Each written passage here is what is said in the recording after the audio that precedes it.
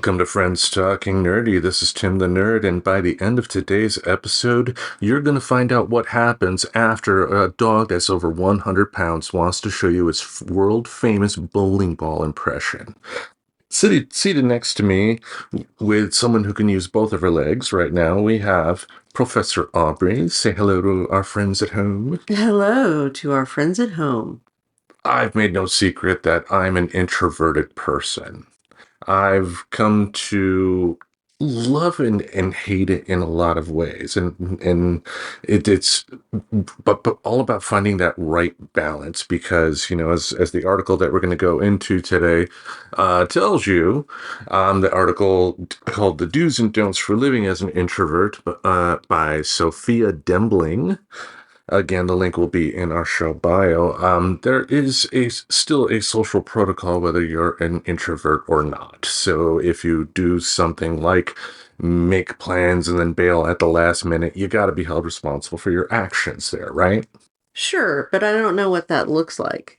Like, what does it mean to hold someone accountable for the fact that they canceled hangouts at the last minute? And that's hard to give a definitive answer to in such a hypothetical way, because something like that really boils down to incident by incident.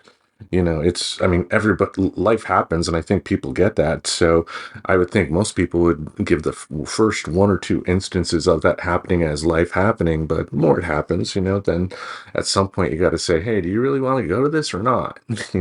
Yeah. Yeah, it's true. Yeah, so different way to look at it, right? Mm-hmm. Yeah, so what we wanted to do is talk about some do's and don'ts. The article in question does have a number of both do's and don'ts. We're not going to read everyone. We're going to pick three and talk about them like we normally do here. But again, the whole purpose here is it's important to talk about this stuff, to keep it in mind, because depression being what it is, especially if you're an introvert, it helps you clam up even more than maybe you should. But that doesn't mean when you have to go out or plan to go out, it has to be something beyond what you are comfortable with either. That's right. It is good to keep in mind the differences between introverts and extroverts. I'm also an introvert. I'm not quite the introvert that you are, but I'm still quite introverted. I don't often make plans and cancel them. I just often don't make plans. There have been plenty of times, I'm not going to lie, that I've made plans and for whatever reason had to bow out. And it was due to me just, for whatever reason, maybe it was a tough day at work or whatever, and just didn't want to go. And I didn't properly communicate that. So guilty. The fact that I can acknowledge that I did that means that I'm at least understanding that you shouldn't do that either. And I think I've gotten a lot better. Yeah. Yeah, everybody's human again, stuff happens, but when it comes to something like that, but again, that's something we'll get into more as we talk about. How about you give us the first do that sparked your fancy? Okay, so this is a do if you're an introvert. Learn to manage your calendar to avoid being either isolated or overextended. How many events a week can you handle without getting frazzled? How much time do you need between them? Plan accordingly. So, this is what we were just talking about, which is you have to have some level of social contact. And knowing how much is enough for you is really important in setting boundaries with people about how much time you have to spend. I think too, and I can speak from my experience as an introvert, but I've also met other introverts that have had this as well, that you do get starved for that social contact. So you do sometimes find yourself overcommitting in terms of going to one too many parties, one too many social events that you can't handle. And then that's when the, stuff like canceling at the last minute can come into play. Yeah. Yeah, so it's at the end of the day, being honest with yourself too, because if you do have that bad habit, which again, I'm not saying everybody that is an introvert does. There are a lot that are able to communicate their boundaries and all that stuff, but If you do find yourself doing that, be very careful. Yeah. Yeah, you could burn out fast. Any other thoughts on that point? No, let's have a don't. All right. Oh no, you don't. Yeah, just me. Imagine me waving my finger, folks. All right. Don't overindulge your introversion to the point where solitude turns into isolation. Isolation can lead to rumination, which can lead to depression.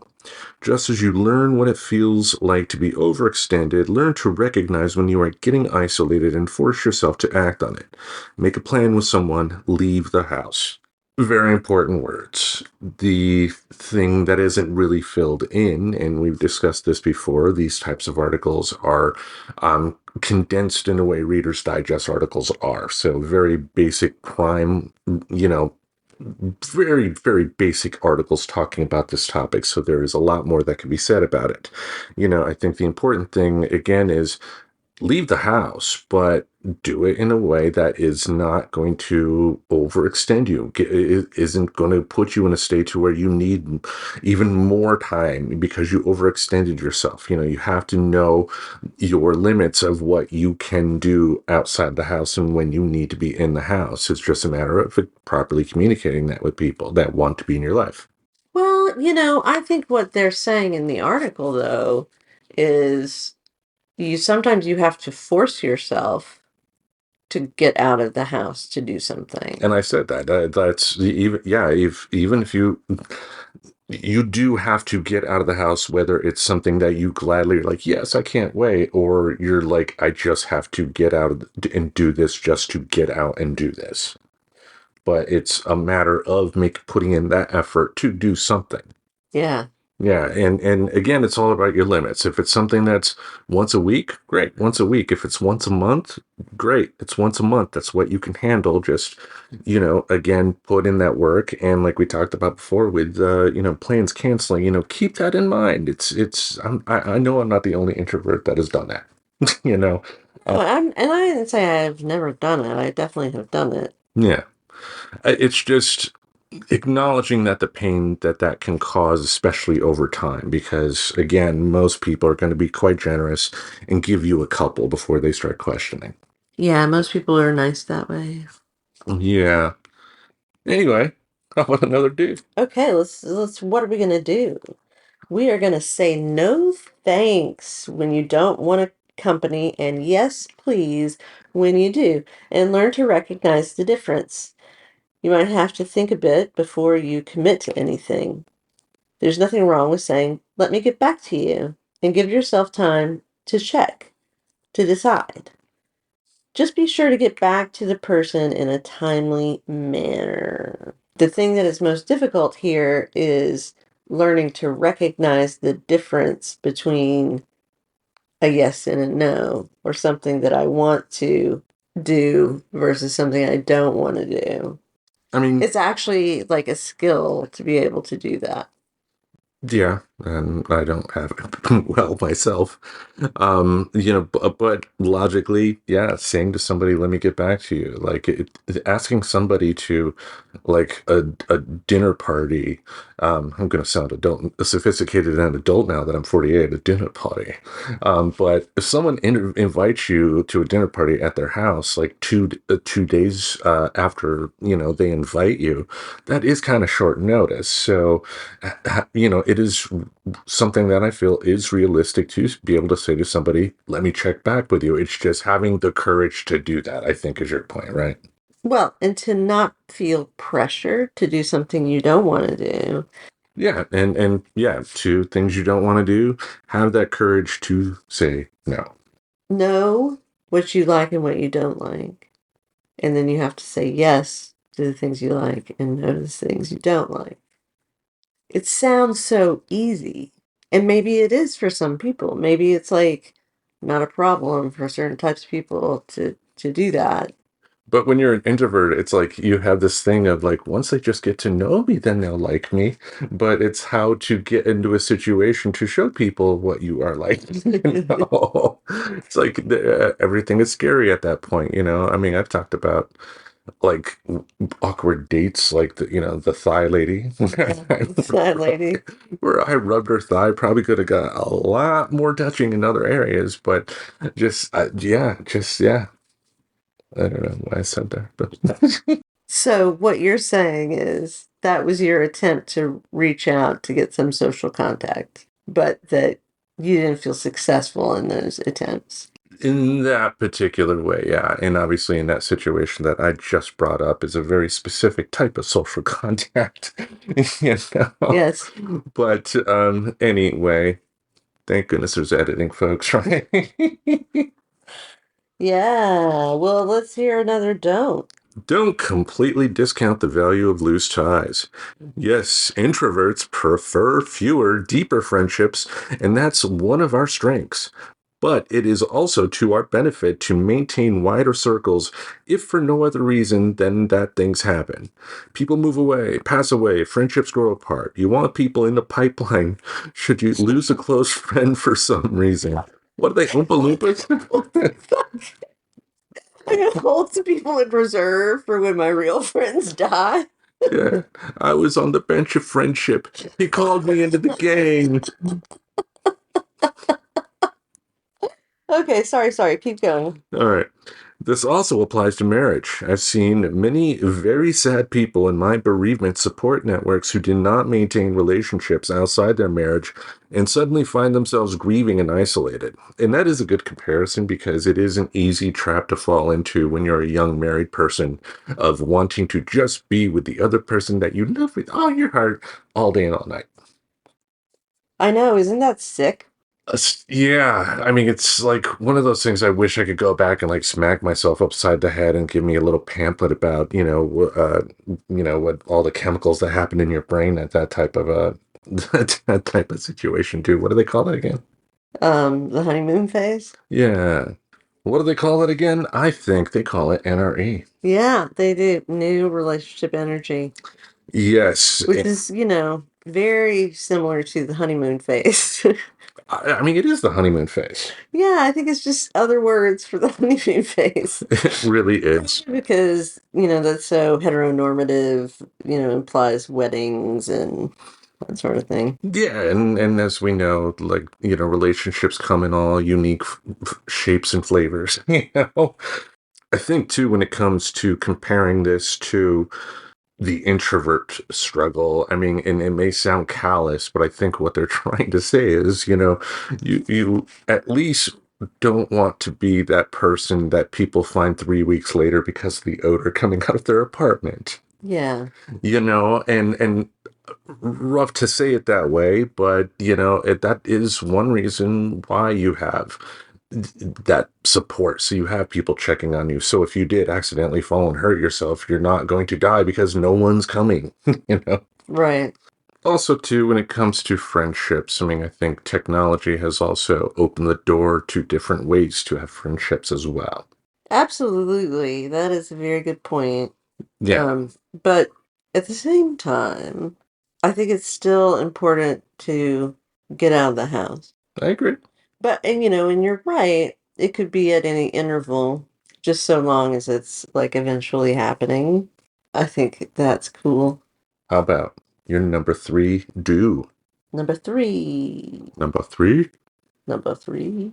My number three is learn to let pressure and implied criticism of your introversion roll off you. You know that introversion is perfectly healthy, and other people's opinions about the right way to be are just those opinions. You don't have to live by them or even argue with them. Just shrug and get on with your quiet life. Yeah, I mean, I think as an introvert, I do feel this sense that extroverts that I know will judge me for being an introvert. If you think about it, in some ways that is true because of I don't know what the specific type of bias is, but that type of bias that you don't immediately think about someone else's path because you are not in that path. Like I as a white male cannot speak about your life as a white woman. I think What you're trying to say is that, yeah, introverts have one way of thinking, extroverts have a different way of thinking.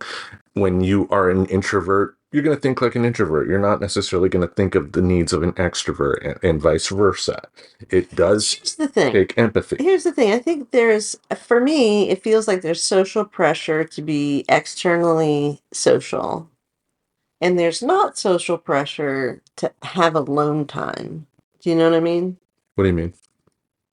I mean, for introverts, it's difficult because other people might be judging you for being an introvert. So you want to try to make that up for them by being more social, which doesn't necessarily either make them feel good or make you feel good. Yeah, and we discussed that Because you're earlier. kind of trying to pretend like you're someone you're not. And you, like you said, if you're not walking in that person's shoes, you don't know what it's like. Yeah, and you don't. If you're the introvert overextending yourself, as we said earlier, you will burn out at some point. It's not a matter of if, it's a matter of when. You can't fake your way through something that you are just not comfortable with socially. It's if you are an introvert, Yeah. you know. All right. Anything else? No. Shall I wrap up this wonderful topic this week? Yeah, let's wrap it up. Wrap it up.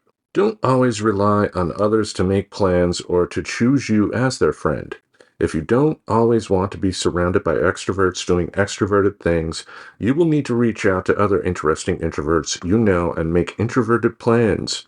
Museums instead of parties, perhaps, or lectures instead of karaoke. Very true. I think, I forgot the specific episode, but it's in our archives, when we talked about in terms of relationships, keeping in mind the other person's spiritual beliefs in a sense, because you want to be with a group of people, small though they may be, that will speak to you and help you grow as a person, I guess. And you do need to take that time to go out there and find those people. Now, those people in today's world with today's technology, those could be people you find like in a Discord server on a chat room somewhere, or yeah, I sound my age, but you get my drift. It could be A BBS. yeah, pigeons. Yeah, see, we got these little kids to come over, and we throw them quarters, and they would give the message to Anyway, We called it the intranet. yeah, the internet with paper. Anyway, Yeah. you basically, yeah. I mean, if you are the type of person that is comfortable getting out of the house once a month, trying to make friends with people that would basically tell you that based on their social and work schedule, the only times they're in their house is for sleeping, then, maybe those aren't necessarily the types of friends that you should completely surround yourself with. And I think this ties in with the work experience too. I mean, having extroverted friends is not a bad thing. I'm not saying that. But making your entire social circle extroverted people when you're an introverted person will lead to problems. Yeah. Even if that problem at the end of the day, even if you go to all the social things that you are invited and comfortable with a bunch of extroverted people, you're going to be the good acquaintance. It's not necessarily going to lead to to a hardcore deep friendship because those people see each other every single day. As you're saying that, I'm thinking maybe the thing that is missing for me, at least, is accepting myself as I am, which is as an introverted person. Like if I feel like other people are judging me, it's because I judge other people. You know what I'm saying? I get that. Yeah. I mean, it's tough putting yourself out there. It's just, I think the beauty of this list, if anything, is to remind the introverted folk out there that there are still social protocols, to do in everyday life, and it is important to get out of the house for something. Do it when you're comfortable, of course, but just do it. And we're not talking going to the grocery store or going to work. It's going out of the house to do something else. Yeah. It could be just, Something social. yeah. something with at least one other person. Exactly. I mean, this is a tough topic for us, I think, because we're both introverted, but in very different ways. Yeah. My introversion is that I interact with people socially all the time, and I really enjoy it. It just takes some quiet time for me to be able to do that again. Yeah, and I don't get out much at all. I mean, that's been an open secret on the show since day one. So, I guess it's not a secret anymore. yeah, but I still do get out, though. That's the thing. I mean, like, maybe it is a once a month deal, which is why I brought up the once a month, but that's still once a month I'm getting out and doing something. And I think my getting out has also increased as of late, too. I think that you're right about that. And I feel like you took everything I was saying personally, like I was talking about you, but I actually wasn't just talking about you. I was So mostly talking about myself. I got a smile on my face. I'm good. I wasn't like, oh no, you didn't. I can't believe you said that about me. Jerry. Oh, that's the wonderful thing about this show. You can have these type of open discussions, right? Yeah. Yeah. Better than therapy. How about unless you, Well, probably not. Like, let's not get our listeners concerned that we think that we're as good as therapy. I mean, if Dr. Judy can do what she's doing, no, I'm kidding. No, you're right. You're right. You're right. We're just two friends talking. And sometimes that's all you need is just have a friend to talk to. That's right. Like to you at home. Exactly. All right. So how about we let one of our podcasting friends talk about their show? Let's do it. All right. Hang tight, people. Have you ever watched the news and wished that you could see something more positive, or looked online and saw all the aggravation and anger and hatred out there and thought to yourself, why can't I just see more positive things in my life? Hi, I'm Mike Rathbun, and I'm the host of the Kindness Matters podcast. Every week, we promise to bring you stories that will uplift you and motivate you and inspire you to see the kindness and be the kindness that this world needs more of. Tune in, the Kindness Matters podcast with me, your host, Mike Rathbun. All right. Welcome back, people. And man, I am still hobbled as we record this. I got run over by a dog. Yeah, it's been bad news. Yeah, this, as we record this, a few days ago at work, I was, just doing my job, me out there alone, and this young dog who I absolutely adore. But his issue is that because he's young, still just a little over a year old, he gets super excited. And he's like a little over 100 pounds, I think close to 150, but I could be wrong on that, but still estimate Whoa. anyway. But his big thing is that when he gets super excited, like he zoom, he gets the zooms like crazy. Mm-hmm. And at this point, he was getting the zooms running outside, and then like I, tried to get out to like get him to stop him, and then he just rams into my leg here, into my right leg, causing me to spin, and then my knee causing me to spin and fall to the ground, and my left knee took the brunt of the impact on the cement.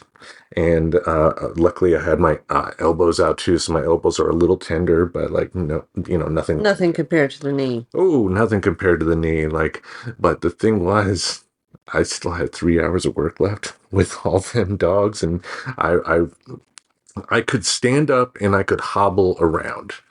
And I think the dogs, I mean, because after I fell down, all of the dogs came over and were like sniffing, like, hey, mister, you're on the ground. You okay, mister? Hey, do you remember I like water? Hey.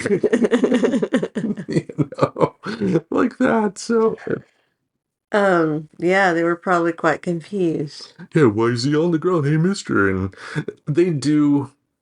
The animals are very perceptive because the entire group did kind of calm down a little bit after that. There was no reason for me to chase after any of them, even though I would not have been able to. Uh-huh. So they ended up listening to me and the dog in question, who did it, for like most of the night afterwards. He was looking at me and I could just hear Sarah McLachlan singing. So I tried to pet him, every time I could, but like I'm even though the pain has gotten better, I'm still at a point where I really can't bend my leg Yeah. without the pain coming back. Yeah, without the Which is better than it's being in pain all the time, no matter what you're doing. which makes me think that hopefully, if all goes well, it's a bruise of some sort and not like a torn ligament or something like that. I don't think we're looking at a broken bone, but taking 240 pounds of force onto your left knee when you're 48 gonna be a problem. Yeah. But that's part of the experience of working with dogs, folks. It's not, you can't send them a snide email. No. Yeah, but but to be clear too, like if you're also the type of person who would think, wouldn't you be mad at that dog? Then you should not be the type of person that should have animals. Right. Yeah, because that dog in question was just having fun. It's just like, yeah, woohoo, running at the top speed that he could when it all happened. It was just dogs being dogs. Yeah. Yeah, it really takes your kind of disposition to do that kind of job. I know, right? I'm good at something. Yeah. Anyway, so wanted to give you folks at home a little update on that since I did post a picture of me with a boo-boo face after I got my crutches on the social medias. Did you get any, sad faces? Yeah, Little care emojis? yeah, yeah, from people Yeah. that, like I went to high school with and stuff like Oh, that. Yeah. nice. Very nice. Yeah, so people cared. Or they were just laughing at my expression like the Reverend Tracy did. But anyway, also wanted to talk about a clarification I think I need to make. This is not something that anybody has pointed out to me or anything like that, but I was listening to a couple episodes back and I forgot which one specifically, but we were talking about the importance of understanding essentially the power of social media and when it comes to supporting a cause or not, should you be that voice?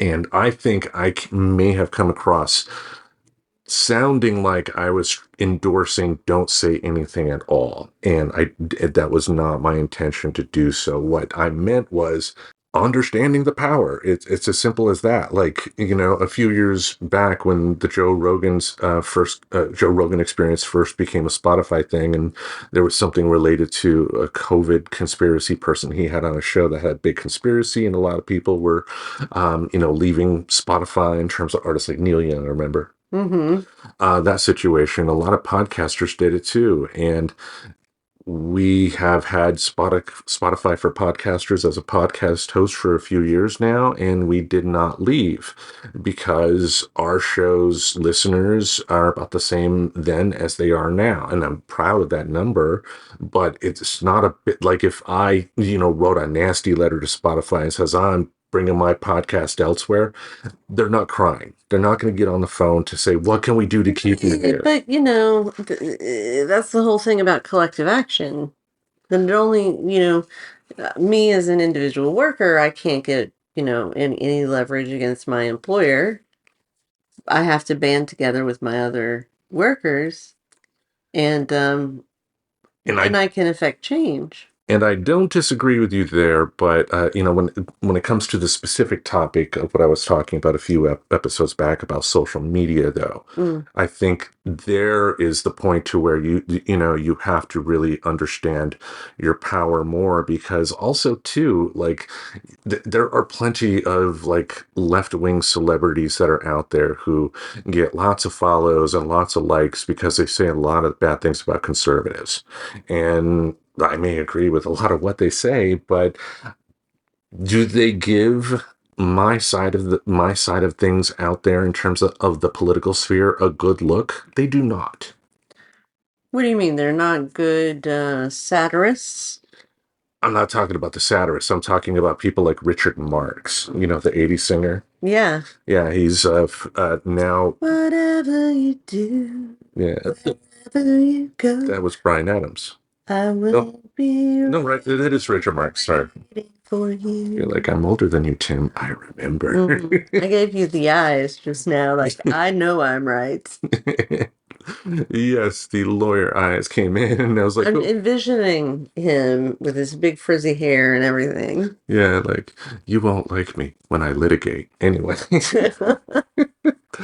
But a few years back, and I'm sure he's still doing it now, he had a little surge in popularity on Twitter because he would clap back at MAGA people. And it's just like the only things he was doing was, to paraphrase it as simply as possible, just like, you're stupid for thinking the way you do. He was not putting out something substantive. He was not putting out something to where, can you consider this side? And yeah, is Twitter even the right avenue to really be discussing these complicated topics? Mm-hmm. So it's about being a good steward of your cause as well. And so I don't want people to think that I was advocating people should be quiet, because to your point, especially when you are on the weaker side of things, whether that be economically or whatever, the collective work can make good change. But social media, people think they're doing a lot of good when at the end of the day they're really not. And I think that's what I was trying to kind of talk about, in terms of understanding your power and using it correctly on social media. And that does not mean waving the flag for your team. Maybe we should just like boycott social media in its entirety. Well, I mean, because of the few people that I do know and interact with on Facebook Messenger, I have to keep Facebook Messenger around. That doesn't mean I have to keep Facebook up or anything like that. No, Promote. I mean, I'm not talking about more of the practical aspects of it. I'm just kind of saying, what, is that a possibility? It definitely is a possibility. It's just like, is that going to take you out of the loop? Kind of going back into what we were talking about for our main event. Is that going to take you out of the loop for any social groups that you're involved in? Right. Well, so then it requires that collective action of everybody getting together and saying, let's move this to Slack or let's move this to Discord or what have you. And that would definitely be up to people, but some people may end up saying, "No, I'm comfortable with Facebook." It's totally true. I am on Facebook pretty much for the events at this point. I'm on Facebook more for habit than anything. The only reason that there are posts of under my name recently on Facebook is that you can, in Instagram, and everybody knows this, you can upload a photo on Instagram, and it will also post it to your Facebook account. Oh, sure. Yeah, so it's been a while since I've intentionally, since I've intentionally done anything on social media apart from trying to get public sympathy about the need. Right. But I think that's one reason, get a little, oh, you're okay, Tim.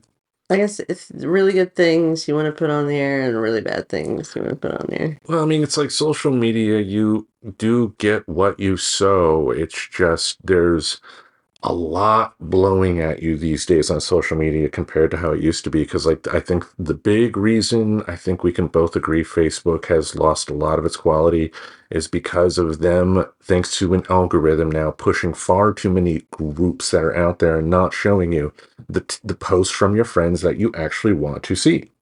Right. Yeah, I don't want to hear about, the Monkeys Nebraska fan club group. Mm-hmm. I'm glad that they have a presence. That's interesting. I get well, see, I'm about to reveal too much. I get groups that are related to the things that I talk about. Yes. Stuff where you have to have your pinky up, folks. So no mud wrestling, No, no foxy boxing, no, no. But, a girl's got to keep her secrets. roller derby, folks. Yeah, coming to the ring, it's Professor Aubrey. No booze, no booze. Yeah, anyway. But yeah, again, I just wanted to offer that clarification because it is important to speak up, because if people kept quiet about everything, nothing would change, right? Yeah. So it's just, I think more people do need to assess the power that they do have and use it in the right way. Mm-hmm. And that can mean posting something on social media. But like in my case, like I think it would be better for me to just maybe post a link of somebody else, like an article from a reputable source or a college paper written by a professor that, won a Nobel Prize or something like that, Sure. a legitimate source instead of, me getting on a soapbox and, you know, yeah. But if the situation was right, then maybe I should be on that soapbox. It depends on the situation and how you can use your power, right? Yeah, well, it depends on the power that you have, I think. Exactly. Yeah, I get where you're coming from. All right. Well, thank you all for listening to me ramble at home. Our friends. I have friends, see? Exactly. They're listening to me now. Yeah. Yeah, all the friends out there in podcast land. All right. Anything else you want to say to all of them out there before we wrap things up for another week? No, just, take care of yourselves. Each Monday, hopefully, we'll have something in this podcast space to entertain your ear holes. Until we meet again, we bid you adieu. So long, folks. Subscribe to Friends Talking Nerdy On YouTube Music, Apple Podcasts, Spotify, or wherever you listen to podcasts. Goodbye, darling.